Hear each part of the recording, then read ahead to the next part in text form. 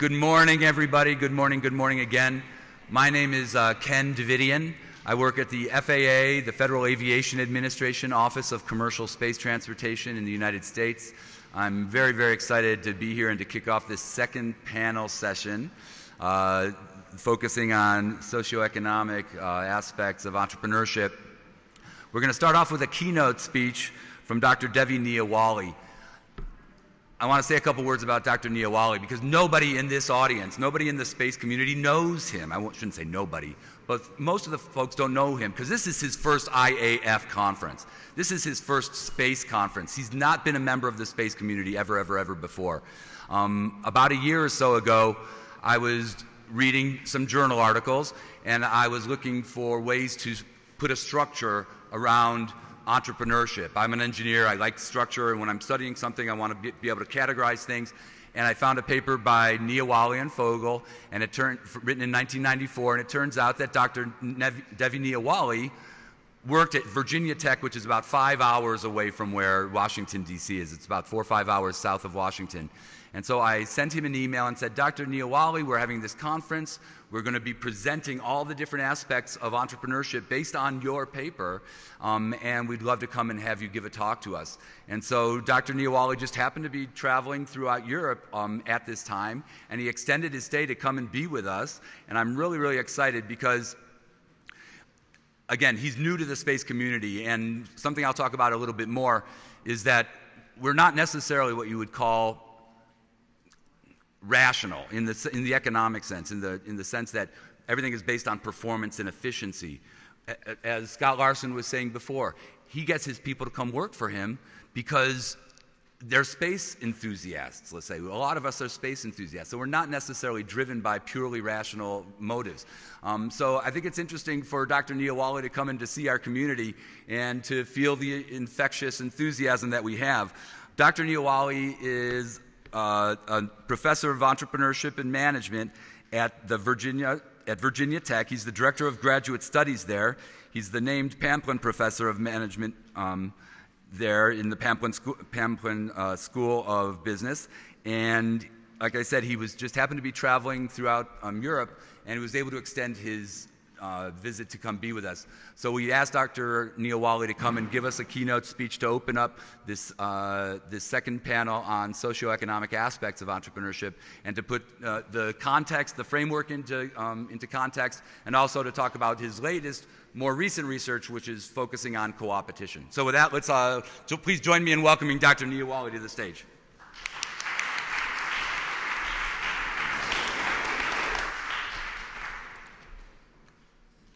Guten Morgen. That's all the German I know. That's it, right? Okay. Is it okay if I move? Yeah, you can walk around. I'm a professor, so I can't stand in one place. That's the nature of the job. It becomes kind of difficult for me.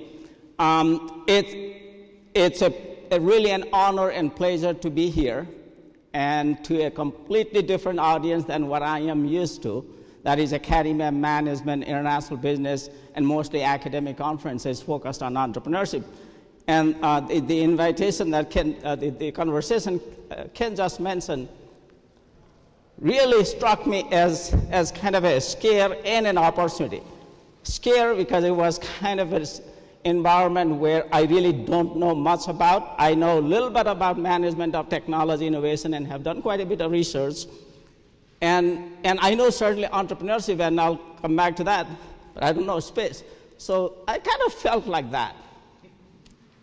Say, a kid trying to learn something new in the future, and I was trying to do multitasking, as you can see, right? The multitasking in this case was speaking at the conference, and my wife here in the audience here, we were planning I was doing some research work in Sweden, and we were planning to be around in Europe. I said, well, it's absolutely a wonderful opportunity. So here I am doing multitasking and trying to learn and hopefully share some of my perspectives as we go. I'd like to give a very brief story about how this 1994 paper, which was, it's kind of scary, 20 plus years ago, came about. I am born and raised in Nepal.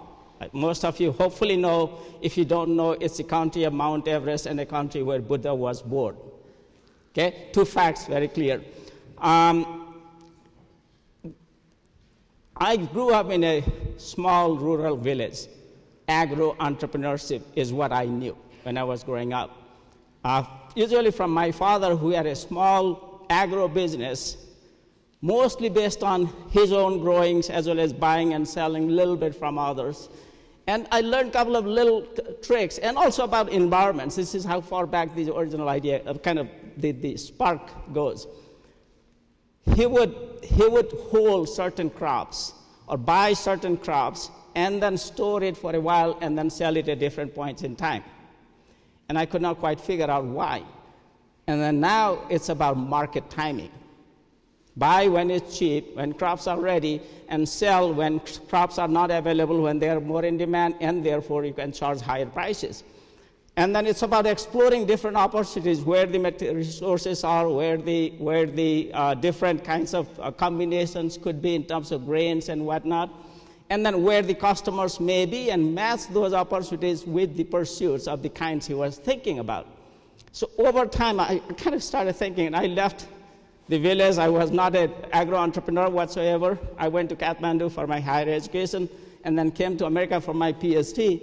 And I was actually thinking about, and actually on the second bullet for a second, I work, interestingly, with Germans. This is a tremendous amount of German inspiration on this framework. Because I worked with GTZ, which is now part of GIZ, and worked as a consultant and an entrepreneurship trainer in Nepal. Then I went to Malawi in 1986 trying to develop entrepreneurship development programs and work with the governments and private sector. Worked several countries in Asia, particularly Philippines, Thailand, Indonesia. And I was based in Singapore a couple of years, traveling around. And I also worked in Germany training Turkish guest workers to train trainers. We will train Turkish guest workers to go back to Turkey and start their own businesses. They would be training entrepreneurs from Turkey. And then I looked around and said, the academic framework is very limited in terms of there are bits and pieces of all kinds about what is an opportunity, how do you go about helping out, what is willingness and motivation to enterprise, what is the ability to do and things like that. But there was nothing, when I went for my PhD, there was really nothing that actually pulled it together as a framework. And I was looking for a framework of some kind. I said, well, why not create one? There you go. And over the years, this is just a sort of a rough count of citations of this paper. And possibly thanks to many of you here, and definitely Ken, the citations have been increasing over the years quite a bit. 2015, I did like April, end of April, early May kind of count, and it's likely to be as good as 2014, and then they have been increasing. So the paper has started to make a difference now, more so than it did in the 90s for sure, which is really exciting. And thank you all for actually thinking that this is a useful framework and something can be sort of learned from this idea or adapted in the context of space industry. Let me give you a broad intuition behind the framework. This is what I would consider, this comes from my agro kind of reflection of that agro example I mentioned, comes actually from my father-in-law who was a banker. He would loan money, but businesses will fail despite financial support. So he was always, we were talking about why does that happen? Now I can explain that, because financial assistance alone is not enough, for example. I'll come back to points like that. So the core to new venture creation, right there, is really about having the right opportunity or identifying opportunities that are really available out there, which can be perceived and then consequently turn into the venture, right? So opportunity is the most critical one in this process. And there are several things that could be done, and I think there's a lot of discussion yesterday and today. It was amazing actually to hear the CTO conversation and everything else that followed till this morning, talking about different aspects of the framework. Opportunity alone is not necessarily enough. You can have tremendous opportunities that lie out there. For some of us, they mean nothing. So the propensity, the motivation to launch a venture, the passion, the inner passion, the willingness, the interest to be your own boss is absolutely critical. Interest to pursue something, make a difference. I was remembering Ms. Johnson, the last speaker yesterday, one of the keynote speakers. That's an example of having passion and trying to make a difference, kind of an example of a role model. And motivation is not alone. Otherwise, you're going to, if you have highly motivated, you are not able, obviously an entrepreneur is going to fall and perhaps not being able to get up.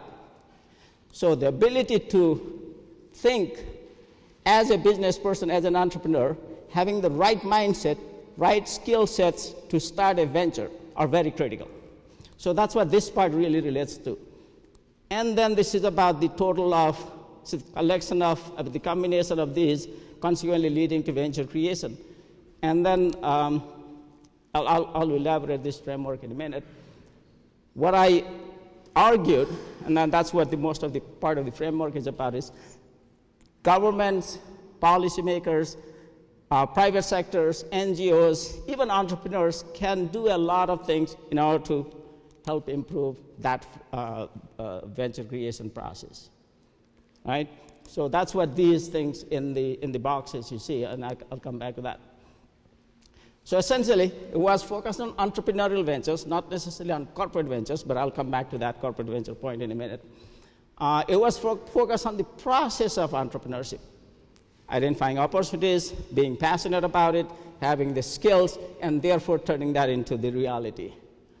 And really about the environments. So if you look at that framework, the core framework for a minute, it's very critical to have the opportunities, critical role of motivation, capability. The mutuality is very critical point. Motivation leads to development of the ability or desire to improve my skills because I don't have skills. And then once I am skilled, I may be more motivated to start. So there's this mutuality between motivation and ability. And to a certain extent, the opportunity, ability, and propensity are very reinforcing to each other. And therefore, it becomes a collective whole, the bigger picture. The intent was to explain startups, not necessarily success. I'll come back to that point in a minute. And the most critical one is really the opportunity, motivation, capability can be shaped, and something should be done about it. Part of the thing that really inspired this framework, which relates to this story earlier, had to do with the, as I worked in these different countries, I found a very, very big difference across these multiple aspects of the environment. The opportunities are vastly different. The way people think about entrepreneurship is so different. To what extent people put down entrepreneurship, really ridicule initiatives and opportunity-seeking behaviors was really different. And then that is actually one of the fundamental reasons why I thought the framework was really needed.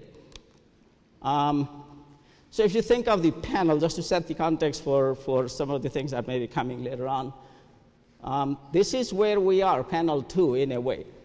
And thanks again in terms of putting kind of the framework idea together. This is what the next panel 3 is generally about, educations and skills and those kinds of things. There are financial and non-financial aspects of the discussions, I believe, tomorrow. So I truly appreciate, I can't express this enough, I truly appreciate the interest to develop this global entrepreneurship community or venture creation or innovation in the space industry by utilizing the idea here. And I already made those points here, framework for these different agencies. It's about conditions that shape different aspects of the core venture creation process. Countries vary. This is absolutely critical, and I'm not really sure how much discussion there is. There were some questions yesterday about difference between the United States, Europe, and whatnot. But I think a systematic study of how countries vary in the space industry on that entrepreneurship framework would be really interesting to examine.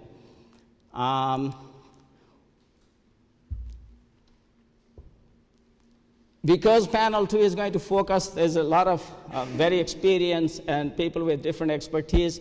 I'm going to skip this slide, which is essentially about underscoring some of the socioeconomic conditions.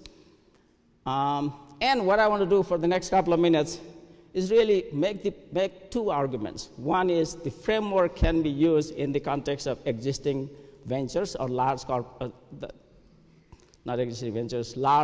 ventures or innovation in corporate setting. And then two, connect a little bit to my current research that has to do with co-opetition and how it relates to innovation and entrepreneurship. The idea of opportunity is clearly shaped, opportunity space is clearly shaped by the culture of the company. What kind of culture, practices, reward systems, and those kinds of things exist in an organization for people to try, share ideas, be comfortable taking risk, comfortable failing, and then reward for their failure if it leads to a better success, and also think about the future and support the disruptive innovations or pursuits of some kind is absolutely critical. That is what it is in terms of influencing the opportunity space and influencing the likelihood of internal corporate entrepreneurs coming up and launching some innovative ideas.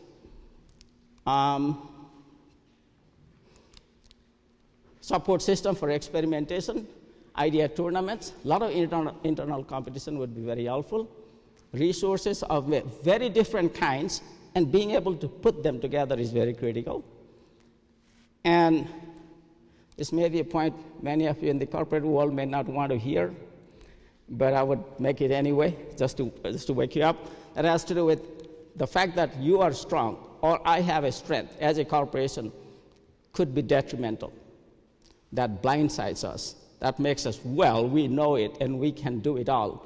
And then, therefore, we don't have to worry about these little players or some others, competitors, and by the time we realize that there is a serious problem, it's too late.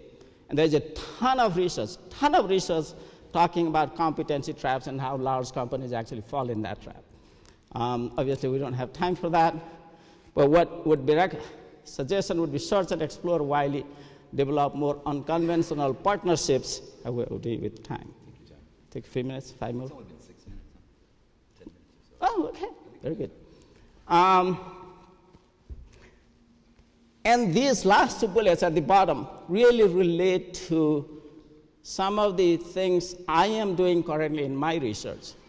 Search and explore very widely, not just internal, reach as far out as possible external, form more unconventional partnerships. One of the examples I'm going to talk about is co-opetition type of partnerships. Therefore, you reach out to the space, outer space really, in terms of ideas, and I'm talking about in a kind of a proverbial sense, in order to get ideas that are unusual, and I'll perhaps reinforce those points. So that's where I'm going. To set that context, I'd like to share with you, this is a 2012 IBM CEO study. It's published, I think, pretty much every year. Hundreds of CEOs are interviewed, and then they kind of consolidate their findings. And this is really revealing to me. Partner extensively. In 2008, only 55% of the CEOs thought extensive partnering was important. Look at that number in 2012, 69% say you got to partner extensively. And companies like Procter & Gamble, and many examples we discussed also yesterday, do pursue partnerships very well.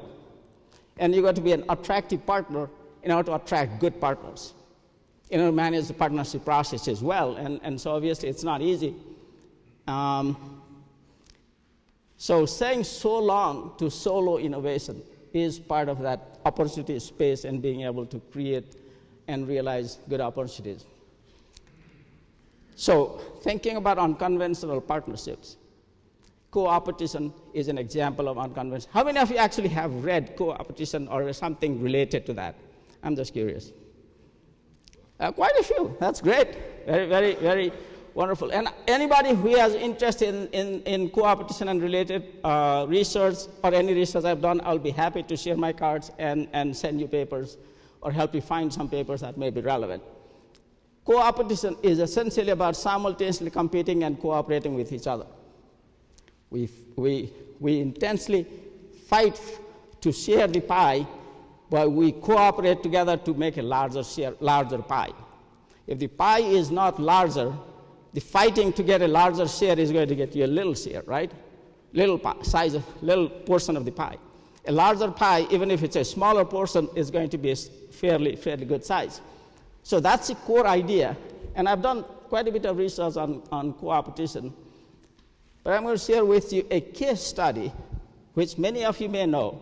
And this joint venture between Samsung and Sony was one of the reasons why I was so intrigued by co-opetition. They were fierce competitors, they still are. Icon of Japan, icon of Korea, in the electronics market. And yet they put together $1 billion each in 2003, 2004 to start a joint venture. CEO from Samsung, COO from Sony. Company based in Korea. And you have to go back thinking about LCD versus plasma. At that time, plasma was much more popular than LCD. This was a venture on LCD. It was to develop and manufacture LCD technologies. So therefore, it was absolutely a critical venture. And I would argue that's one fundamental reason why we have cheap flat-screen television today and very advanced technologies. They doubled their investment. They led the industry. And now LCD and related technologies are the dominant technologies in flat-screen TV. Plasma is rarely there, or a very small portion. It also led to quite a bit of co-opetition.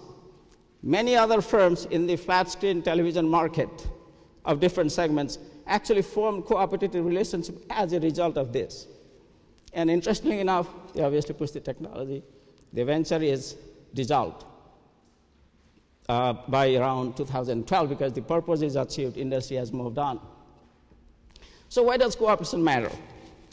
Product life cycles are short. You all know that, I'm just reminding. Every technology is a combination of multiple technology, and that's becoming even worse. A single player cannot have multiple technologies owned internally or even work with current partners. That will not necessarily help you as much. So you got to combine multiple technologies, shorten the life cycle of product development, and R&D costs are increasing, you all know. And the most critical point for me is competitors are those that have the most similar resources, because their resources, capabilities, business models are based on the same industry in which you are. Therefore, they are readily relevant. However, somebody may say, well, antitrust, right? Competitors cooperating is big no-no. And EU obviously is all over, United States antitrust agencies all over. But I would argue that for technology and innovation, which is the upstream value creation, co-opetition is relevant, should be okay, and it doesn't hurt the customer, consumers, but not in downstream. Risk, mutual value creation, let me skip. Here's my argument of why co-opetition is critical. And you know this, I'm putting this in a framework, basically.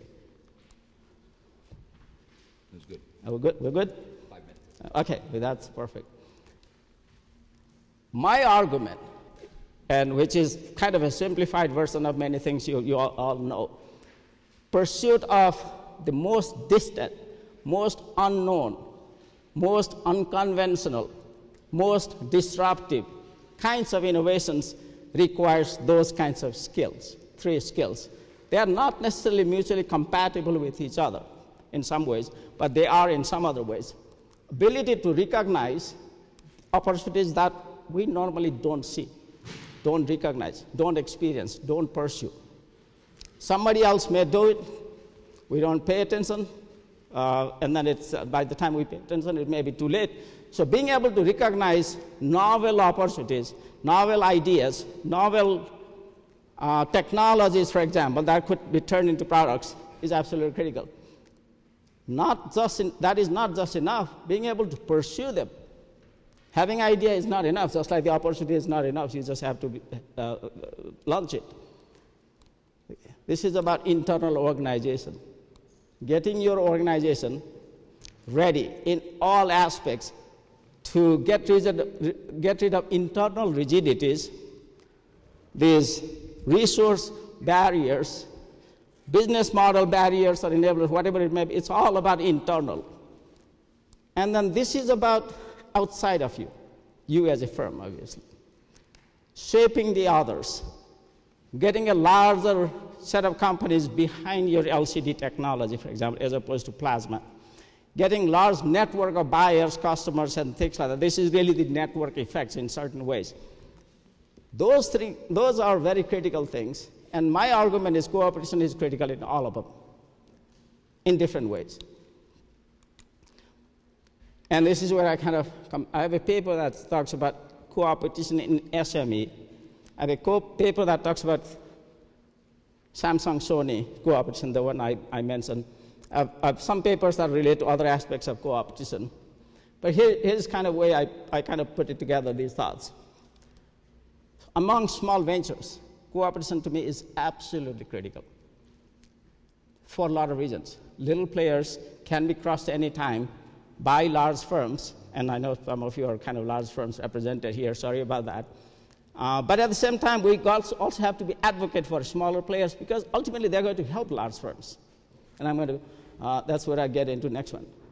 They also help to explore risky and costly technology because these firms don't have enough resources, and government often does not help. Create a common standard, common voice, which is a critical voice for small entrepreneurs. And they also pull together limited resources. This is where some of the barriers relate to small and large firms. SMEs can help large firms, if you think of that framework, to actually see distant opportunities that large players often cannot, and pursue these technologies or opportunities that large players will have a lot of internal inertia, and therefore they don't necessarily do it effectively. But large players are great in shaping that they are connected, they have a lot of resources, they have a lot of reach, they have a lot of influence with the government, policymakers, and whatnot. Therefore, they have a tremendous amount of power to shape the external environment. That's why large firms can help SMEs to shape the industry and external environment, and that is very difficult to do for smaller players. That's why the large-small cooperation is really critical. And between large firms, Samsung Sony example is clearly an example here. Let me conclude. I know it's kind of very quick, sort of an overview. Environmental conditions matter. I think it has been the theme of the conference, and that's amazing to see that. The core idea of entrepreneurial environments apply for corporate ventures. The culture, the resources, the skills, and related things, and being able to get outside of your internal box and reaching out are critical aspects of that extension in the context of corporate entrepreneurship. This is my call. I know there are some academics here, but I'm one of the very few here, I think. I would urge all of us to actually create partnerships between universities. I know there are partnerships in terms of technology development with universities, but I don't think there are enough partnerships about exploring these management, business models, and cooperation side of the research. And I would think that is a critical thing to do, and I'm glad to be here in that regard because this helps me understand where the industry and players are. And to some extent, it's happening. If you see cooperation among others, but I talk about nation states here. If you think of China, Russia, United States in the space industry, the thing I know very little, there is cooperation. America using Russian, whatever the rockets, thank you. Russian rockets in order to send people to the space, and using the space station, for example. And so a lot of these things are shared. So to the extent that platforms are shared by governments, that is cooperation. These governments clearly, we know, compete.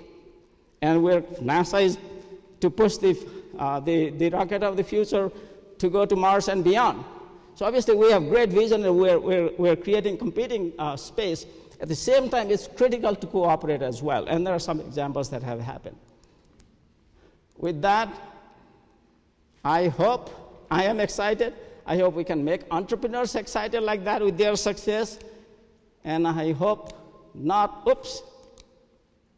like that. And thank you all for listening. And thanks again. Thank you very much.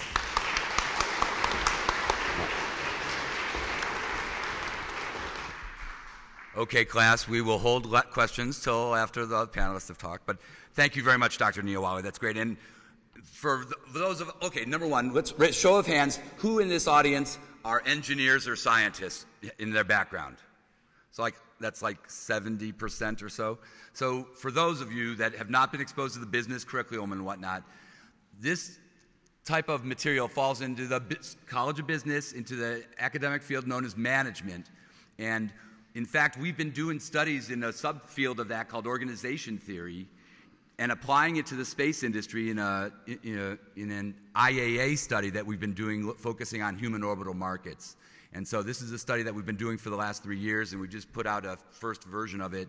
I sent it to the IAA a couple weeks ago. But we've been applying a lot of these organization theory concepts, and also we've been doing entrepreneurial environment assessments for different countries. And in fact, at the upcoming IAC, there's going to be 2 papers, one assessing the entrepreneurial environment using this framework for Russia, and one assessing the entrepreneurial environment for Japan. So that's going to be really exciting.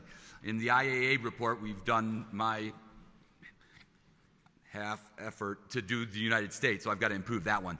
But so we've done the US now, Japan, and Russia, and so we need to do other countries just to understand the entrepreneurial environments in these countries. So I really, really appreciate the fact that this framework exists. And it might not be the best in the world, but it is one of the only ones out there. And so that's why I'm going to run into my slides. Let's go put my slides up here, and I can control them from here.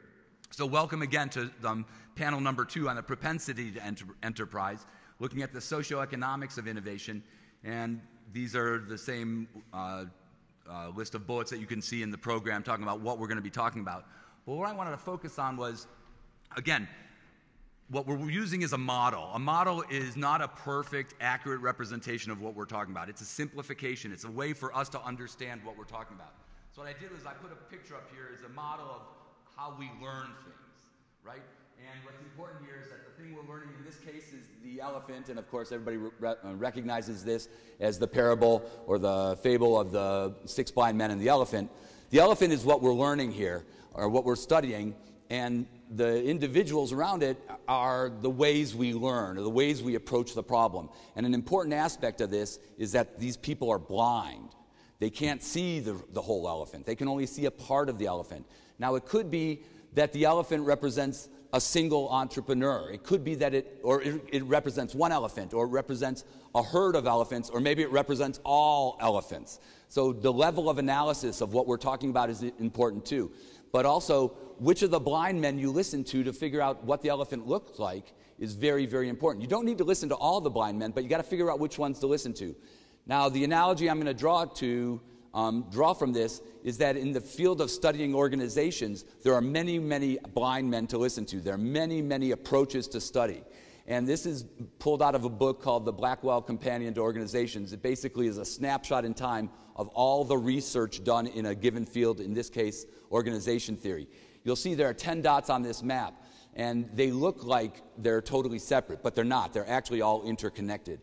You'll notice that you've got open systems here. Everything, all the dots are within this open system circle, which means that the organization you're talking about interacts with its environment, and the environment has an impact on the organization. You can't separate the two. You'll notice, however, that you have rational systems over here, and I talked about rational systems, things focused on performance and efficiency. And then you have all these other approaches that are not rational systems. They're part of the natural systems. Some of them don't overlap, and some of them do. Well, these are the different blind men, and we're looking at organizations using a lot of these dots. And before you think that economists are crazy and they're out in left field because they're the only ones that are purely rational, don't be fooled. All these dots are connected. They're connected to each other. And so even though they might be, and also engineers are very, very rational as well. So we like to focus on performance and efficiency too. But don't be fooled. There's a lot of natural systems activities going on. And that's what we're trying to bring in. And that's what this panel focuses on, is the socioeconomic part. So there is a rational aspect to it, but there's also a natural aspect to what we're talking about. So having said that, Again, want to thank Dr. Niawali for having come and visited us and talked with us. But now I want to introduce, I'll introduce all 4 speakers, and then we'll have them come up sequentially and give a talk. The first person we're going to hear from is Claire Joly, who works at the OECD, the Organization for Economic and Cooperation and Development. She's the head of the Space Forum there, and she's the powerhouse behind the biannual Space Economy at a Glance document that comes out of OECD. She's going to come and talk to us first, focusing on, and I tried to choose people by geographic region, so she's going to be focusing on Europe in terms of the socioeconomic aspects of the entrepreneurial environment of Europe. Next is going to be Alex McDonald, who's he's an economic historian, so he's got more of a natural systems aspect to his thinking than just pure rational thinking. He's the program executive for the Emerging Space Office, and he comes from NASA headquarters, so he's going to talk to the U.S. Aspect a bit. Third, we've got Dr. Dimitri Pazin from ORKK or URSC. He's the Director of Research and Analysis Center for the United Rocket and Space Corporation. Going to talk to us about the cultural aspects from Russia. And then finally, we have another American from NASA headquarters as well, and my former boss, Dr. Gail Allen, who's currently the Deputy Chief Scientist at NASA. She's got a PhD in business, so her PhD comes from the natural systems side of the house of thinking, and she's going to talk to us and relate how the entrepreneurial environment is going to be interfacing with International Space Station, how ISS might be able to take advantage of the entrepreneurial environments. Hopefully I've characterized the backgrounds and what they're going to talk about semi-accurately, and if I haven't, they'll let me know. So coming first up to stage is Ms. Claire Joly. Please join me in welcoming her to the stage.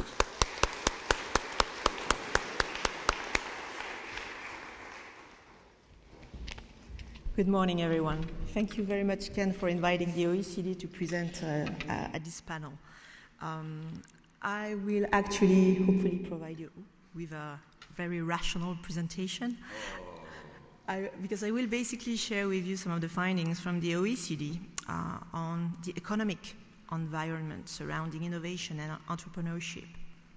The OECD, as many of you probably know, is actually an international organization. The Americas, Europe, Asia, and I will probably give you a more international view than a European view here. Just to make sure that we all have the same vocabulary here. What we mean by innovation at OECD is, of course, distinct from invention, which is the conception of an idea. Innovation is really the concrete application of that idea, a new product or new way of doing things. That seems very basic, but sometimes people don't have the same understanding. But innovation is also closely linked to entrepreneurship. And this morning, that's exactly the type of information that we got. Entrepreneurs basically are bringing the idea to market. It's really the generation of value they're putting together. Again, by identifying and exploiting new products, processes, or markets. So there's, of course, a close link between innovation and entrepreneurs. However, entrepreneurs are not always in startup companies, and that's something that we often forget. Basically, in most countries, a higher share of large firms are involved in some sort of innovation. And by innovation, we're really looking at different types in products, process, marketing, organizational. In most countries, you have some 50% of innovating enterprises that are actually out of all the 50% of large firms. Most of them are saying that they're actually innovating. What we do at OECD is actually put together indicators that are useful for policymakers and the private sector. The objective is really to have clear and comparable data so that countries can actually position themselves and build up a better business environment. So this is the type of information that we get. This is not just space, of course. But again, entrepreneurs can be also found in major multinational firms. That's something that we need to remember. But state support clearly varies considerably between countries. That's very clear. Something to remember is that in most countries, micro-enterprises, and we heard that even this morning, micro-enterprises, meaning firms that are less than 10 employees, are forming the bulk of the economic environment in most countries. And these companies actually receive way less funding, I would say, in terms of R&D contracts as compared to large firms. You could say that historically it's very logical. Governments tend to provide funding through different forms to larger actors that are able to show that they have big labs, that they can have big factories, so that they can indeed go quicker, to market when they do have innovation. But a key aspect is that, and that's true for aerospace, but also for many other sectors, more and more large firms, whenever they receive grants, whenever they receive major contracts, including in the space industry, have the obligation of actually supporting smaller firms in order to provide, I would say, a wider ecosystem of firms whenever they put together proposals. That's something I think that's very important and that policymakers are more and more looking at, specifically in Germany, in the US, and in other countries. The idea is really to be able to take advantage of the innovators in different types of firms. So here, I've been told this is way too small, and I'm very sorry about that. But what we've been looking at, OECD, is basically all the main factors that are important for entrepreneurship. There are no big surprises there, but it's basically regulatory frameworks, market conditions, access to finance, and I mean, we can go on, knowledge creation and diffusion, entrepreneurial capabilities that we'll hear much in the next session, and culture that was actually talked about also yesterday between the US and Europe. But again, in terms of market conditions here, we're talking about access to domestic markets, access to foreign markets. Just 15 years ago, that was not even a question for space. Today, with global value chains, with the ability to export components more or less easily, this is a clear condition for development, this access to foreign markets. So I will focus just on two of these columns here, regulatory framework and access to finance. Just a word also on this idea of entrepreneurial performance. For all these different types of factors here, we do have indicators at OECD. Of course, not space sector specific, but that gives us an idea of the international environment for entrepreneurship. And I think that's very important. That will be basically one of the key messages from this presentation. We need to know more of what's going on in different countries. And that's already was something that you mentioned in your great talk just before, to get a better understanding so that innovators, entrepreneurs, can better position themselves and policymakers can create the conducive environment for that type of activity. So going over some issues of regulations. Well, the big news is that actually in 10 years, the barriers to entrepreneurship have really reduced in most OECD countries. This is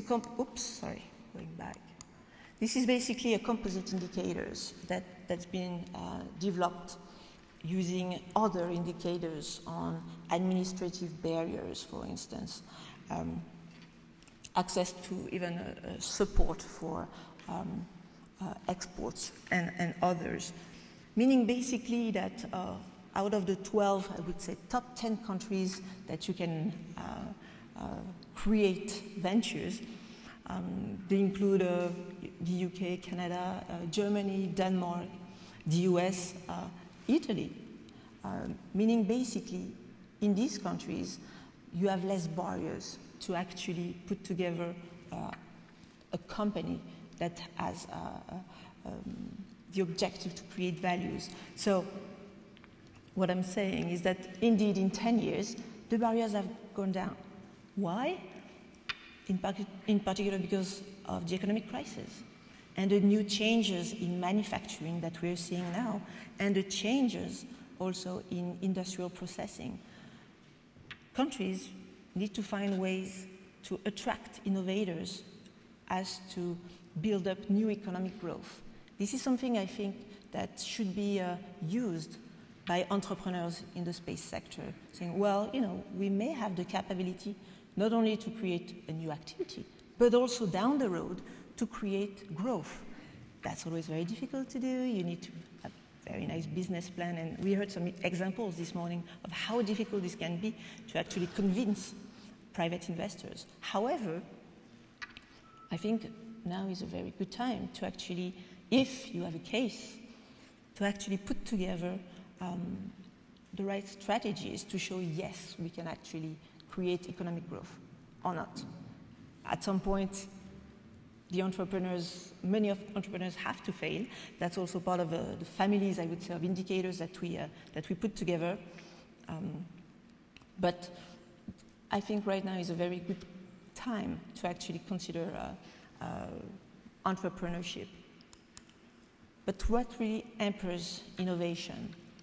Again, here, no big surprises, but again, the ability to have your own funds, the high perceived costs of innovating, and especially true for the space sector, the presence of established enterprises that dominate the market. So again, the need to create new products and services as not to compete with the established players. So getting access to funding, again, not a big surprise, but it's better to be a big company than a small one.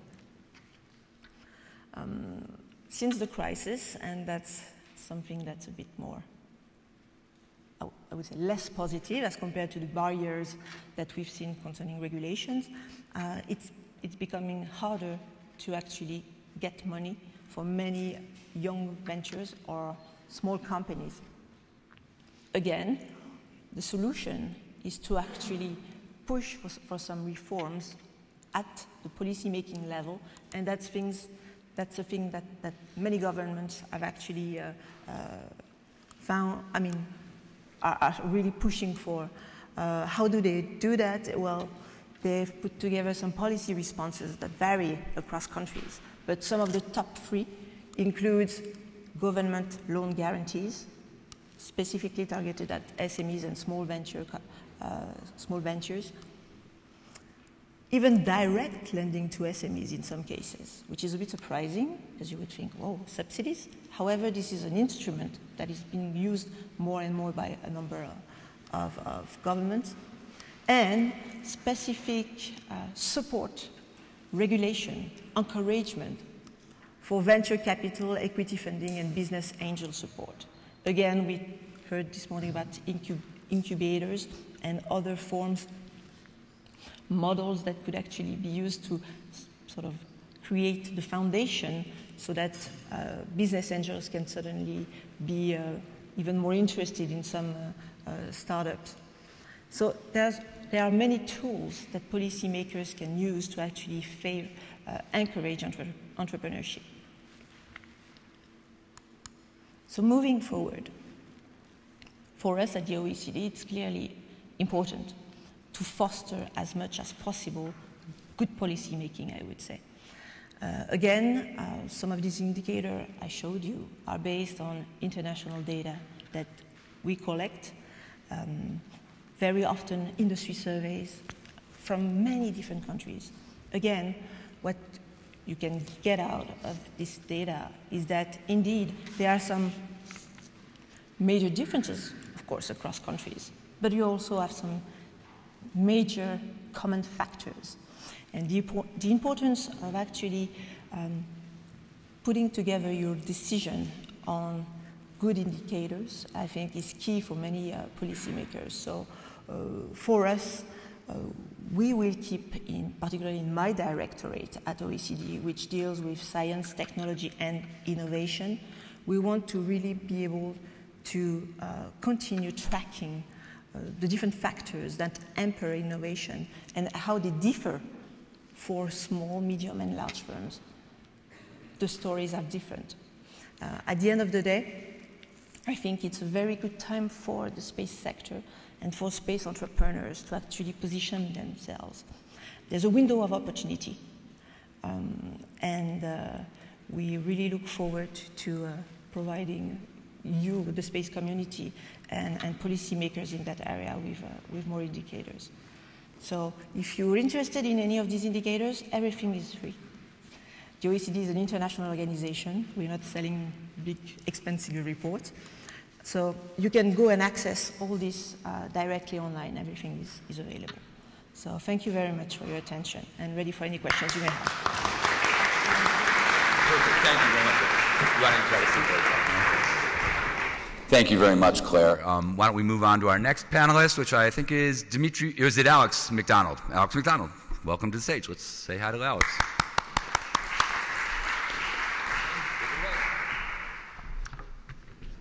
Well, good morning, everyone. I don't actually have slides today. I'm going to speak to my notes.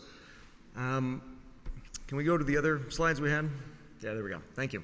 So I work at the Emerging Space Office at NASA headquarters, and what we do essentially is economic analysis and assessment on the private sector, specifically entrepreneurial space companies with an emphasis on those that are pursuing space exploration objectives and objectives that are in line with NASA's mission. We do this through a grants program, our annual economic analysis grant opportunity, but we also have an office in Silicon Valley. And that's because we need an in-person intelligence function to understand how this landscape is actually evolving.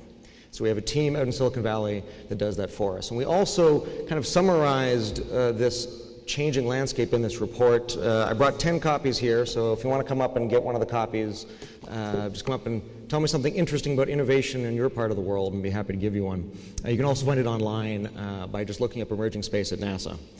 So this is a whole report on the socioeconomic environment in American spaceflight today. But there are three elements that I wanted to focus on for our conversation here today and the conversation that I hope we have over the next couple days here amongst all of us. And that's three elements of the socioeconomic environment that I think are particularly important today. One is the cultural environment, another is the motivational environment, and lastly, very importantly, the patronage environment. So the cultural environment is actually very important for spaceflight entrepreneurship. If you think about the first space entrepreneur, this first space entrepreneur was really Robert Goddard. And how does Robert Goddard end up identifying the opportunity to begin working on essentially multi-stage rockets?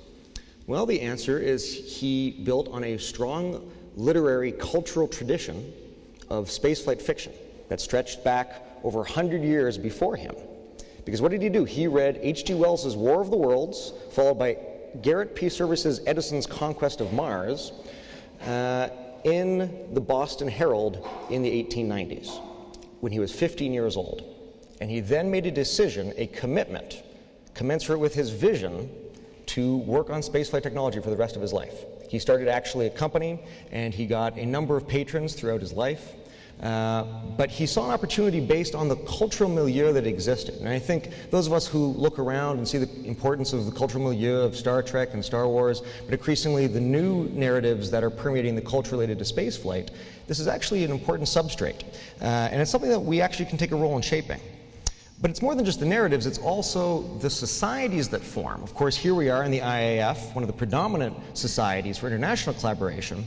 But there's another society we're thinking about, which of course is the Verein für Raumschifffahrt, which was the German Society for Space Travel. And what was the German Society for Space Travel? Well, it's a bunch of guys who got together, first in a bar, I believe called the Golden Scepter in Breslau, but later moving to Berlin. And they got together because they all had a shared interest in making spaceflight a reality. They also started fundraising. In fact, they had a huge number of contributions coming from the Namibian colonists. If you go look at Die Rakete, which is their publication from the 30s, you can actually see listed all the contributions that are coming from all over the world, from the German immigration community, back to fund the German Rocket Society. This is before there's any government program, right? And this is certainly before any major space agency was even established. And what happens from that society? Well, there's a young man named Werner von Braun, who of course was a Prussian aristocrat, but he, as a young man, kind of grew up in this society, imbibing their cultural traditions and understanding that there was an opportunity in spaceflight. In America, we have a similar case of the L5 Society, which some people may know here. The L5 Society was dedicated to the idea that people would be living in space colonies 100,000 persons strong. And in the 1980s, this had tens of thousands of members around the country. And they would meet, they would have these conversations about what this potential is. And what is one of the results? Well, Jeff Bezos, who is the CEO of Amazon.com and the founder of Blue Origins, which is one of the spaceflight companies in America, he gave his high school valedictorian speech about L5 Society space colonies. He's been holding this dream of a spaceflight business since he was a high school senior, in part because the society that he had been part of held this as a value. So the cultural environment is hugely important to encouraging entrepreneurship. The motivational environment. One of the things that's very interesting about Silicon Valley is that when one of the companies is successful, it's not just the founder or the investors who make money, it's the early employees. When Twitter IPO'd, there were 1,000 instant millionaires made in San Francisco overnight. And San Francisco only has a population of 700,000. Okay? So you're doing a very significant increase in the number of people who are very well off thanks to that company. And that's because people gain a large share of their remuneration for employment and labor through equity. Not salary, but equity. And what that means is that the motivational environment around commitment to that company is huge. And if you think about what's required for a company like SpaceX to get people to work either 80, 90 hours, I was reading the article recently that said, you know, you can be an intern at SpaceX and you can work whatever 80-hour week you want. Okay, well, if you want to think about the motivational environment to get that level of commitment from people, being remunerated in potential stock options that have real value and could make you a millionaire really matters.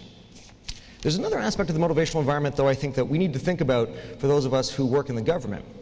And that's the difference between the motivations in publicly owned companies and the motivations in privately owned companies.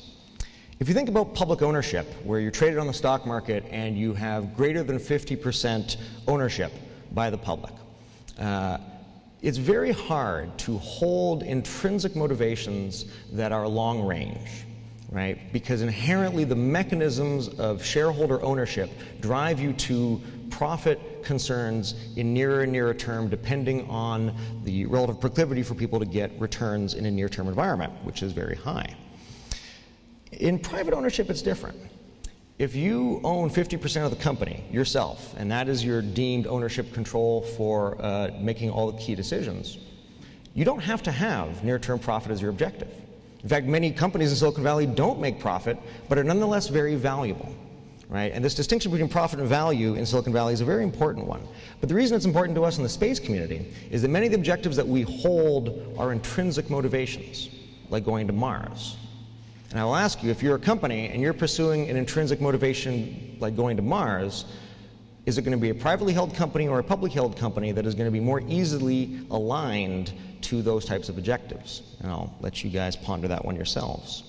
And this had come up actually in a conversation I had with an employee on one of those wonderful, economy class flights that you get as a government employee from California to DC. And I was sitting beside one of my fellow coastal commuters who was working for the GSA. And I had the same conversation around private ownership and public ownership. And he had noticed the same thing, because the GSA has an interest in green buildings. And they'd found it easier to work with people who were private owners who also had been successful in the constructing business and wanted to give something back to the world. They could hold an objective of running activities that had intrinsic objectives like green buildings. So I thought that was an interesting combination. The third and final environmental element, but possibly the most important, is of course the patronage environment. And I feel this is especially appropriate here in the München residence. If this is not a patronage environment, I don't know what is. And it's interesting to think about, you know, the change that's happened in the patronage environment in spaceflight over the past 150 years, but it's somewhat mirrored by the patronage environment of this building to a certain extent. You know, when this was built, the richest person was also the state. Right? And this is a difference in the US where largely astronomical observatories were built by individuals, people like George Ellery Hale, but they were funded by people like Andrew Carnegie, Rockefeller, right? They were the richest people in society, and they had intrinsic motivations related to legacy and also, in certain cases, scientific interest. And so you have people like George Ellery Hale who would run very extensive patronage networks, writing 20 letters a week, and I'm not talking about emails, I'm talking about 4-page letters, across the globe to all of his different patrons, including Carnegie and Rockefeller, in an effort to fund his observatories. And his observatories were indeed the largest scientific instruments that were built during the time. The Mount Palomar telescope, the Mount Wilson telescope, each of them billion-dollar class facilities in GDP ratio terms today. And we actually find that this is relatively frequent, that we have a large number of these individuals coming on the scene over the last 200 years to fund space exploration activities through intrinsic motivations. And so when we think about the last 10 years in human spaceflight, which the Commercial Space Federation has estimated that about $2.5 billion in private investment has gone into human spaceflight over the last 10 years, that's actually not necessarily A, profit-driven, nor is it B, terribly unique. It's that kind of expenditure that we've come to recognize as being relatively frequent in this endeavor of space exploration over the last 150 years. And again, it's not just astronomy. The principal investor in Robert Goddard's activities was the Guggenheim family, and they spent about $35 million assisting with the development of liquid fuel rocketry. The Guggenheim family was the first major investor in liquid fuel rocketry. It was not a government agency or a military program. And there's something we see today as well. Certainly, you have people who I think we're all very familiar with in the news, but also people like Larry Page, who's the CEO of Google. He has not yet made a firm commitment to a spaceflight investment, although of course he indeed sponsored the Google Inter X Prize. But I remember a conversation with him a few years back now, and he asked me, when is NASA going to make it so that me and 5 of my friends can build a base on the moon? And of course, NASA's objective is not to build a base on the moon for the purpose of Larry Page and his friends. But I thought it was very interesting to see that this was how he was thinking about the problem, that he was intrinsically interested in potentially going to the moon, and he wanted to be done at a scale that was commensurate with his experiences, which include things like Burning Man, and that kind of project is becoming within the range of a billionaire. Certainly, you're going to need a few billions, but if you're Larry Page and you have 29 of those billions, it's actually starting to get somewhat plausible. That's one of the reasons why in the report we actually mentioned that when NASA was originally formed, only a government program could really be considered as having the technical and financial capability of going to the moon, but this may no longer be the case today. Now, of course, the public patronage still is the majority of the source of patronage for space technology and spaceflight development, and it's really important to remember that. The shift is one in trend and ratio, but not one in the absolute value. As I mentioned, $2.5 billion over 10 years in private investment for human spaceflight doesn't even match 1 year of human spaceflight budget within NASA, so it's important to keep the ratios in mind. And I think when we think about the context here, the role of SBIRs is actually greater in the US in terms of early stage technology research than the role of venture capital. What venture capital largely does is look for those successful areas that have been matured a little bit through the early stages by government research and then can put it together and actually do innovation rather than invention. So what I'm trying to make a note of there is that not only is the government the predominant patronage element within the ecosystem today, but actually that the government is still this patron element. And in fact, the program managers and the directors and the administrators are in fact patrons of this on behalf of the public. And that's a very decision-making oriented perspective. And if you think about the role of individual decision-making around programs like the COTS program within NASA, It very much developed thanks to individual decision-making. The willingness of the administrator at the time, Mike Griffin, to take a bet, a $500 million bet at the time, that this was a valuable investment for the country. A bet, again, that had to be taken by Bill Gerstenmaier that this was indeed going to be an effective method of delivering cargo to the space station. Those are, in effect, at a kind of coarse economic level, patronage decisions, and it's important to remember that empowering individual decision-making and individual authority is actually a critical part of moving into a business environment and making decisions in a rapid manner. So I guess where's all this leading? I think the bottom line is that NASA's recognized that public-private partnerships are fundamentally a critical part of our future, and that even includes the future of NASA's journey to Mars. There's a recognition that, as well as international partnerships, that private sector partnerships have a role to play there as well. And so in conclusion, I would just like to invite all of you here today to kind of enter into a discussion over the next couple of days of really how do we shape the cultural environment and the motivational environment around space entrepreneurship and take advantage of these shifts in the patronage environment and then work together as an international community to really achieve those major objectives that we have in store for us in space exploration and space development. And so I very much look forward to the conversation, and I'll turn it over to Ken. Thank you very much. Next, I'll invite Dr. Dimitri Pazin to come up.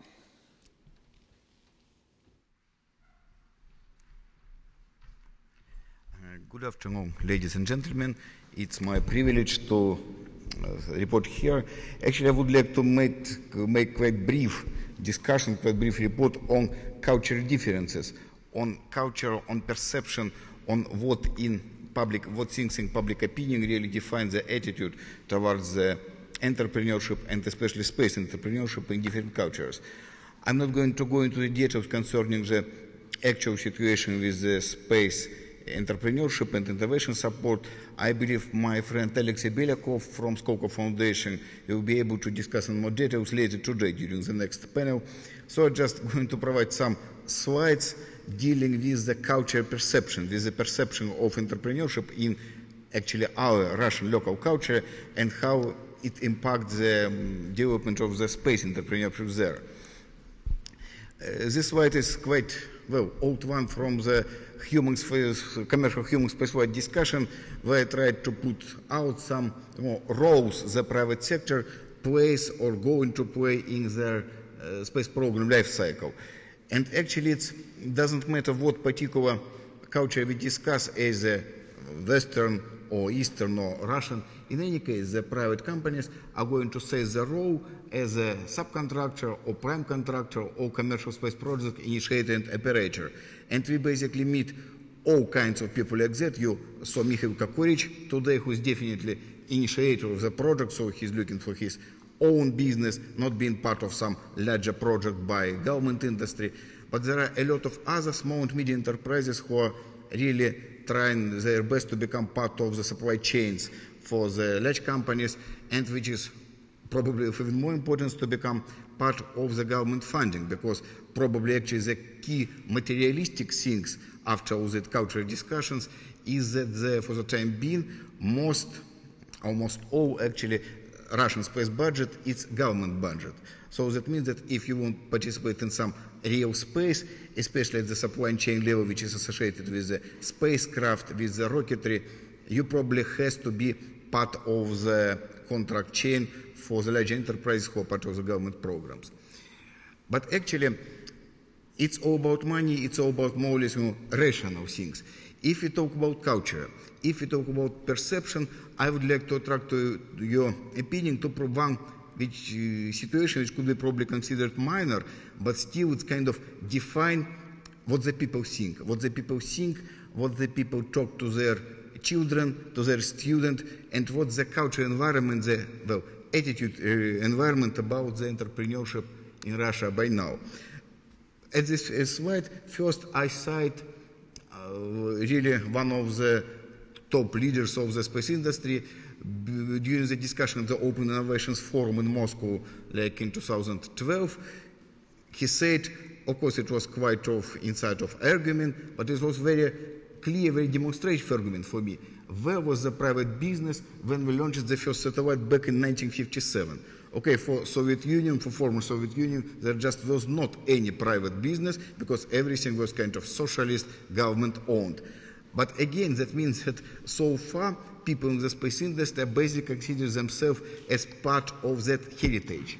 And the second quotation is from Napoleon, who is representative of the completely different culture, but still the idea of big battalions, which are always right, kind of dominate so far when we talk about the culture and the environment and the attitude towards the space entrepreneurship, small and medium enterprises, because actually so far all founding fathers, everybody who are now basically pride and history, achievements, heritage, everything of our Russian space program of today were really like marshal of these big battalions than people like mad genius inventors, so people who just brought some business from the scrap on their own. All these people who are associated with the success, with the space, with the programs, with achievements, were so far leaders of the large collectives. It reflects actually not only economical reality, but also probably, again, the what we call the social culture matrix. Being very collectivist society, we still consider the collectivist things, large firms, large enterprises, government program, as probably the best way to do things when it comes to large projects like space, like nuclear, like big research instruments like telescopes or colliders, things like that. And when it comes to the private industry, when it comes to the private entrepreneurs, they have to actually to accommodate themselves to this situation. They have to become part of this perception. And actually, this one actually is from the Space Monument in Moscow, show all these big battalions, the people from the different professions, different specialties that work together at the space program. Actually, it's a huge bas-relief at the Space Needle at Wedenheim, the Moscow North. But actually, if we took the three typical cultural heroes of today, which are, well, Sergei Korolev is definitely the marshal of the large battalion in this terminology, some mad inventor who's doing things in his home laboratory or in his garage everywhere, or the new person like the new entrepreneur, someone who do things based on the economical efficiency measures, based on the new environment, based on the new approach. For me, it's very strongly defined by the heritage, by the culture, by the approach, which type of the behavior and which type of the culture hero it's going to be perceived by the society the best way. And so far, definitely, our society is the best way to accommodate to the leaders of the big collectives, to people who inherited the glory and who inherited the achievements of the large firms that basically created what we all actually use and develop so far. And this is very important thing that we have to take into account, keep in mind when we talk about small and medium entrepreneurship in the space field, because people have to compete not only with their economical realities, not only with the established firms in the market, but also with this kind of perception, which is definitely very in favor to the larger companies, in favor to the more collectivistic stuff, rather than in favor of the private initiatives. It's very deep, actually. It's neither bad nor good. It's just some reality we have to count with. And this one is very, for me, important part of the landscape we have by now. So the cosmonautic space program itself is really a good thing in public opinion, based on polls results, based on statistics, based on sociology. Majority, actually 60 to 80% of the population support the space program, support the idea of government spending on space, on research, on space exploration. But again, private entrepreneurship still is of rather ambitious perception. And when we got this kind of interrelations of these two approach, we usually got some, not so simple picture, not so simple interference of the attitude towards the business as such and space program as such. And so our big battalions actually still have to adapt the newcomers for the mutual benefits. Actually, I already see the first steps actually on this way. One of the large Russian space instrumentation firm has recently announced that it's going to attract the small and medium enterprises to make them parts of their corporate culture, or even discuss some majority share purchase from them. So the process started, but we're still in the beginning of the way. But still, there are some companies, and actually I very glad that Mikhail Kokorovich was able to come here and to talk about his Dauria enterprises. There are some others, and for me most interesting thing that most of them are established 2011. That means that most of the companies, except probably for Dauria Aerospace, were established under the umbrella and as part of the Skolkovo Foundation project. This was probably the most significant institutional project for small and medium enterprise development in the space field. But others, all these are interesting. There are some older firms like Lipton who provide some star sensors, cameras, everything. Some of them are younger firms like Spectralizer, Sputniks, but all of them already more or less found their way within their supply chain and within this environment, which is generally positive to space program, but also still have some problems in perception of the entrepreneurship, private entrepreneurship as part of the space program. So that was my brief observation on this issue. I will be ready to address any forward. Thank you very much, Dmitry. Thank you. Thank you, Ken. Now I'll call Dr. Gail Allen up to the stage. Thank you. Good afternoon. As Ken said, I have a doctorate in business, and my focus was on high-tech partnership relations. And for the last 10 years, I've been interested in space economy, so this kind of fits in what we're trying to do with the future of the International Space Station in low Earth orbit. So I'm going to shift gears at this time and actually try to apply the model to a real-life situation. So the International Space Station, low Earth orbit. Finally, it's been built. We want utilization, and the interest is it's been heavily invested by government, and we're looking for an opportunity how we might be able to shift that dynamic to more of a private sector investment. So we think that the three legs of the stool, opportunity, ability, and propensity, are there, especially the opportunity and the ability, although you'll hear a little bit more this afternoon that some of the ability, maybe some of the skills that are needed and things like that may be missing. But the propensity, which we're focusing on, we haven't quite seen that yet as we move forward in this model of trying to shift the dynamics to the private sector. So the question is, what is the role of the government? Should we just be a facilitator, or should we really drive the focus of what should be next in the world of low Earth orbit? Yesterday we heard about the fact about entrepreneurs like to have problems to solve, or they like to know what the opportunities are that can be addressed. They're problem solvers. And so is that the role of the government in all of this, is to identify those, whether they're the problems or the opportunities? Is that something we've heard yesterday and today? I've heard both that government should be heavily involved, and I've heard government should step away. So we're trying to find that happy medium. Should we be conducting just the basic research in government and leave the rest of it to the entrepreneurs? Obviously, we know, especially in the United States, but as I've been talking the last couple of days, I think it's the same throughout Europe and in the world. When you start working with the federal government, you have a lot of bureaucracy. And we know that in the U.S. and with NASA, the bureaucracy is pretty extensive, and actually large businesses hire people to help work through that process to work with the government. Sometimes I feel that could shut out the small businesses. They just can't afford to have the skills, which you'll hear about this afternoon, in the ability, the skills to actually be able to work with the government easily. And obviously, innovators don't like all of the bureaucracy, and it tends to block the individuals, like I said, especially the small business. I think that's one of, at the very end, I'm going to talk about our success in NASA in small business. But that we do see that is definitely a factor. And then we think that innovation could be encouraged, especially with intellectual property. There are a lot of rules and regulations on that. And I want to introduce a concept of value, because I think that what we're lacking, one of the big things for this propensity for people to really want to invest, and especially in the ISS and low Earth orbit, is the fact that in the ISS world, the potential innovators, entrepreneurs don't really see the value. And any good innovator needs to see what the value is. They want to create value, but they have to see what that endpoint is.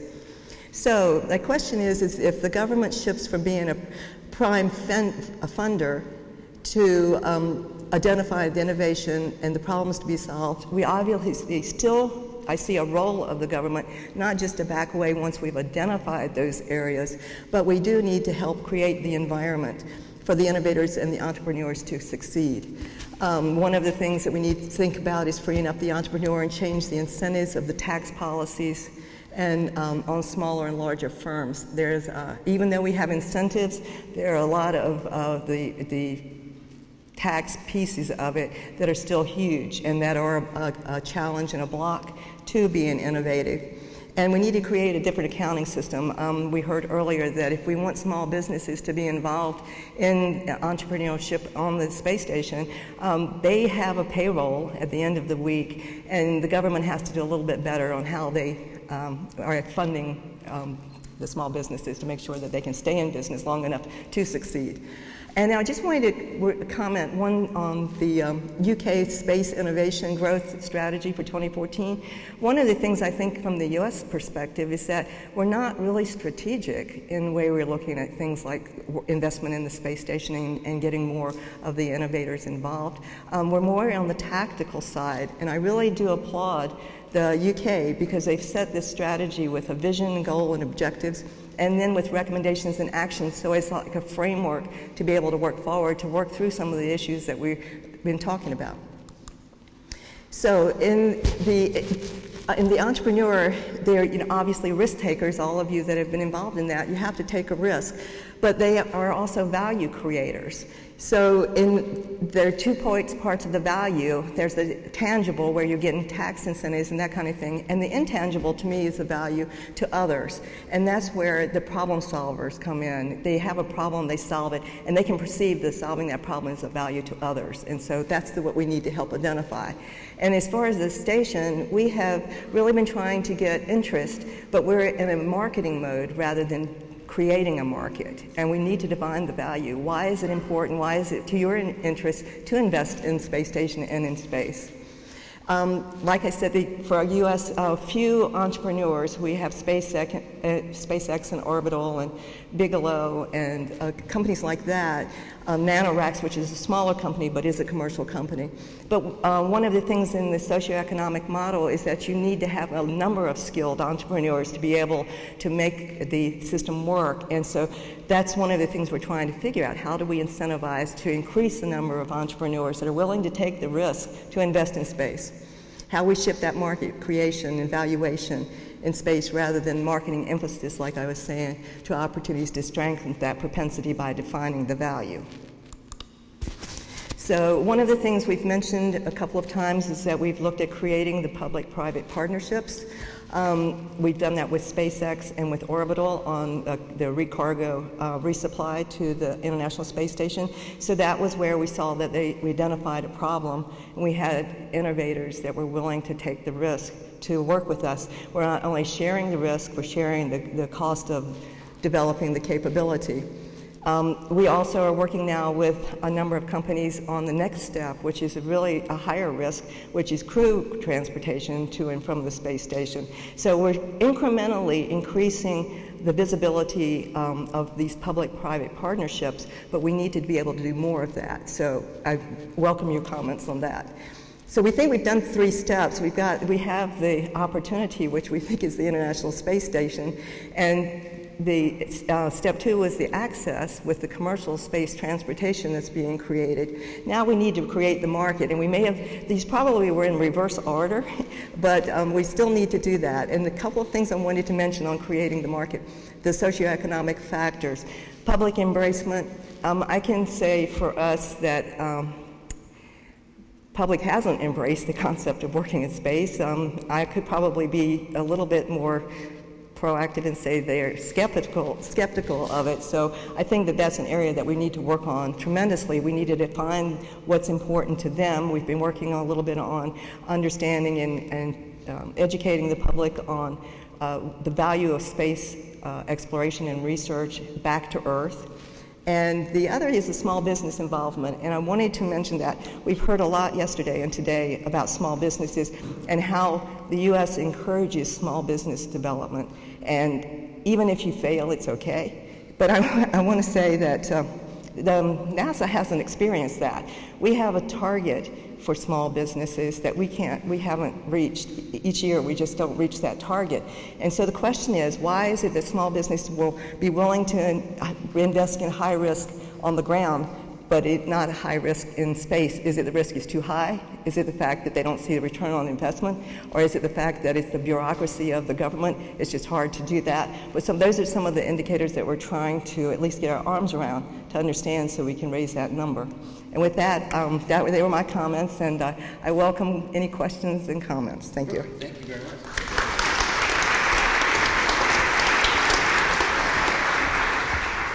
The first question we're going to take is going to actually be from Dr. Niawali here. He had some questions lined up, so we're going to provide him. Oh, you got your microphone still, but... Yeah, I do have it. Can I? Yeah, sure. Actually, You're kind of twisted together. There you go.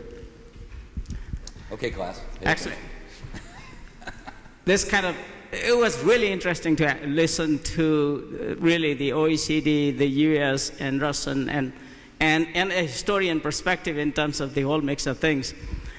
But I always wonder, and I think there's perhaps a fairly good representation of developing, hopefully some, and emerging versus developed countries, and what does it mean to develop this socioeconomic environment, the motivations of different kinds, or in government-private sector partnerships of different kinds.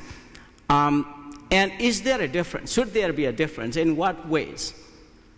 Role of the government, for example, in my view, at least I have a lot of experience in the developing countries and developing entrepreneurship, but my academic world has been mostly United States, and my PhD is from United States, and my study has been mostly in the developed countries. There's a whole stream of developing countries, and emerging markets that would perhaps have to have different sets of policies and framework, or different ways of applying your ideas. I'm curious about that. In other words, does stage of economic development of a country matter in the context of this? Might work. Do the lavaliers work? Thank you very much, Dr. Neal. Okay. Nothing else. Well, thank you for the question. Yes, I totally agree with you. Different countries have, of course, different history. We had some great presentation from U.S. perspectives and Russian perspectives. I mean, that's really the framework that we need to work with. And concerning developing countries, indeed, some countries may actually want to subsidize much more their commercial actors to help them start with a level of activity. But at the end of the day, what you need is to have comparable data on the different countries. Even if all the countries have different histories, different framework in terms of regulations and everything else, you have some common points, definitely, in the terms of a number of enterprises, people employed. So indeed, you need, whenever you address policymakers, not only to take into account the specific national perspectives, but also be able to provide a level of international environment comparability, I would say, so that a country gets indeed an idea of where it is positioned as compared to the other. I mean, I think that's very important. Otherwise, you may put together some policies concerning export controls or that are totally detrimental to the development of your sector. And that's very true for the space sector also. You need to be aware of what's going on elsewhere so that you can shift your policies. And of course, taking into account your specificities as a developing country or as a, I would say, very industrialized country. So, Alex or Dimitri? Well, actually, I believe that developing countries are following different ways, actually. And depending probably on the institutional ways that led them to the situation they're in right now. For instance, if we consider India, they have very strong government participation. They got ISRO, which basically combined both industrial and governmental agency with them. On the other hand, yesterday we saw a very interesting keynote report from Saudi Arabia, and they built actually the system for supporting the private enterprises, supporting creation of a number of small and medium enterprises in the field. So for me, it depends actually. On the other hand, there are a number of companies that are trying to use things like CubeSat, like university experience, joint programs like DMC, so to use some kind of networks, trying to become part of the larger interstate organizations. So I wouldn't say I see some, similar, some single way for the developing countries to become part of the space society, space network. Therefore, their own ways are some, typical of them. Probably this is an answer. Gail, or? I would just say, from our perspective and what I've been looking at, there's not a one size that fits all, and you really do have to customize it. And I think sometimes we don't do a great job of that, but I think that's, especially in the States, there are all kinds of opportunities, but we really do need to make sure that we're looking at the actual entity that we're working with and making sure that we customize it accordingly. Okay. Questions from the audience right here?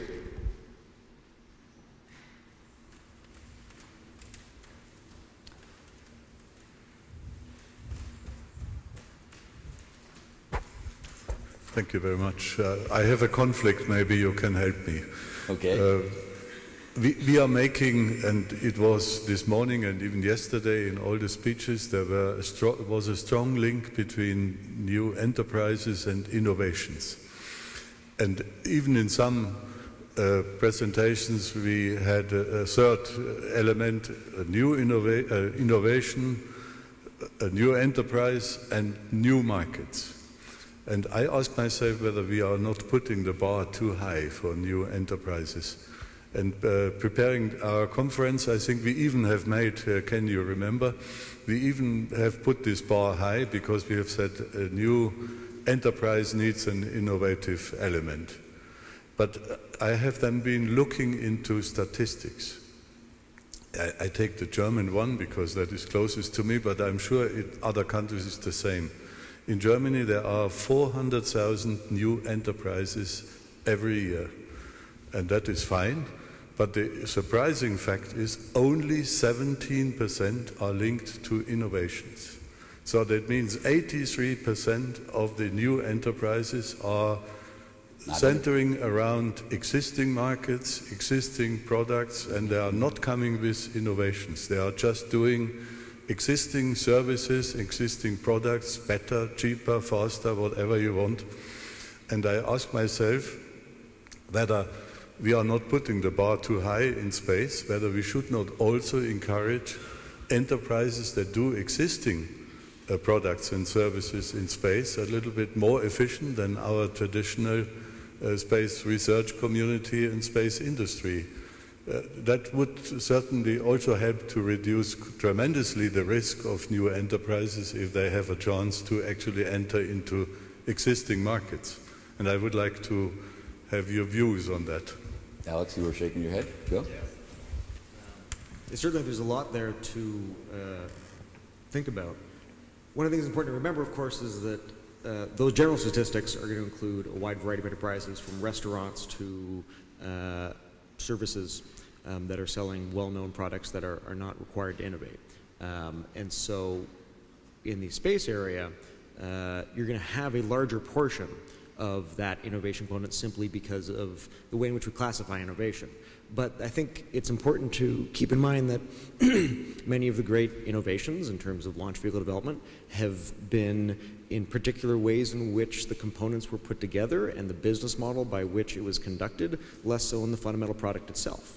And this kind of really is, I think, one of the, it links to, I think, probably one of the most important philosophers on the subject, which is, of course, Joseph Schumpeter, and this notion of creative destruction, that when you have a certain level of sclerotic buildup in old institutions that it is very possible for someone to come along and produce the exact same product at a kind of market level, what they're offering to the market, but do it in a relatively new manner by putting it together in a new manner, and that really is what is valuable because you've had a market established, there's a known price for it, and you already have something that you can build off. And I think actually when people talk about innovation in the space community, I think that is included as part of it.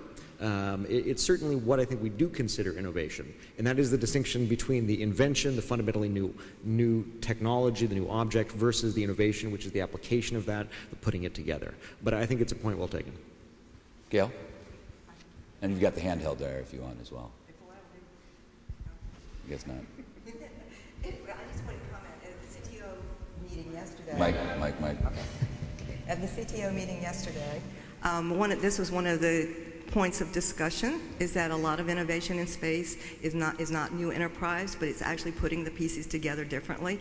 And the example was SpaceX and what they've been able to do with their company. And nothing is new in SpaceX. It's the way they've put the pieces together and their process that has really been the innovative part of it that has dropped the cost of space, access to space. So I think that is truly a piece that... Innovations in organizational form, innovations in architectures, as well as processes, as well as new markets. So I mean, there's a broad range of innovations, and I like the OECD one where it was creation of new products, not necessarily new markets or new firms, because that then allows established industries or established companies to innovate by creating new products.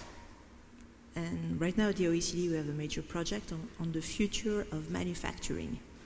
So this really goes into this idea of innovation in processes, in industrial processes. And our big companies, I would say, in most OECD countries, they're changing. So there are a lot of new processes that are being put in place, including in aerospace and in space companies. So this is a different type of innovation, but that's very important because that will affect how we put together products, of course, but that will also affect the workforce. The workforce will need to be ever more qualified, and we might need less people down the road. These are some of the key issues that we are dealing with right now in looking at the changes in manufacturing in general. And I have to say the space sector is really one of the sectors we'll be looking at over the next year or so. So, yeah. You know, it just occurred to me, if those were statistics for the entire population of new companies, and 17% of them actually had an innovation, that's actually a very high percentage, right? Because in actual fact, you would expect potentially that any new company would be a existing version of something else. Right. In fact, almost 20% require a new innovation. So I think there's a couple of different ways of looking at that statistic, but I think it's an interesting one. Yeah, if I open a new Weinstube, you know, that's stealing market share from the other Weinstubes. Mike Simpson, there's a question over here. Thank you, Mike Simpson, Secure World Foundation. I was particularly interested in a comment that you made, Alex, and to some extent it came up in your comments as well, Gail, but I think all of you may have a reaction to it. And this is the role of corporate organization in affecting innovation. Alex, you made the comment that you'd prefer to deal with a private company because a public company has certain profit pressures on it from its stockholders that may be a problem. And you talked about the challenge of value to others. In the last 4 or 5 years in the United States, there's been an innovation in corporate organization known as the benefit corporation. That is, a for-profit corporation, but which can have a social mission, and therefore it's somewhat protected from being sued by its stockholders for doing something that was socio-economic in nature and not necessarily profit-making. Have you worked with organizations that have used that kind of structure? I think maybe Digital Globe is that kind of structure now. And do you have any thought about whether that could solve this public-private dichotomy that you mentioned? Yeah, it's a good question. Thanks for asking it. And I should clarify, I don't necessarily prefer to work with a private company. It's very contextual. I think what I wanted to highlight is that it's a different type of relationship. And the area in which it is preferred is in the pursuit of a non-market motivation. And that's one of the reasons why at NASA it's so critical. So many of the big mission objectives that we have are fundamentally not motivated by market motivations. They're motivated by scientific motivations. They're motivated, we had a great conversation last night, they're motivated by romantic motivations, right? That great romance of spaceflight. And when you're doing that, that's where that motivation part really comes in. And I haven't worked with a kind of public benefit corporation. You know, NASA does not work a huge amount in terms of with other imagery providers. NASA satellites do its own imagery. We do work on integrating many of the applications and the information through that manner. But I think that was the real point. So it's not so much that I would always prefer. It depends on the context, but I think that it's a very important context for us to realize, specifically because of the shifts in the patronage networks, because there are more people on the scenes now who share these intrinsic motivations related to spaceflight in the same way that there were many people who had these intrinsic non-market motivations for astronomy, and that this is a very significant shift in the source of funding for our shared romantic aspirations, right? And I think that's the context. So I think I didn't want to give the impression that we always prefer to deal with it, but that we have to be smart as people thinking about these structures related to the mechanisms of ownership and how ownership works. In fact, one of the things that we try to get knowledge of is who's actually on the board of these companies, because who is on the board will affect the direction that that company goes. And that's important information to know when you're dealing in partnerships that fundamentally have the future of human spaceflight at stake in them.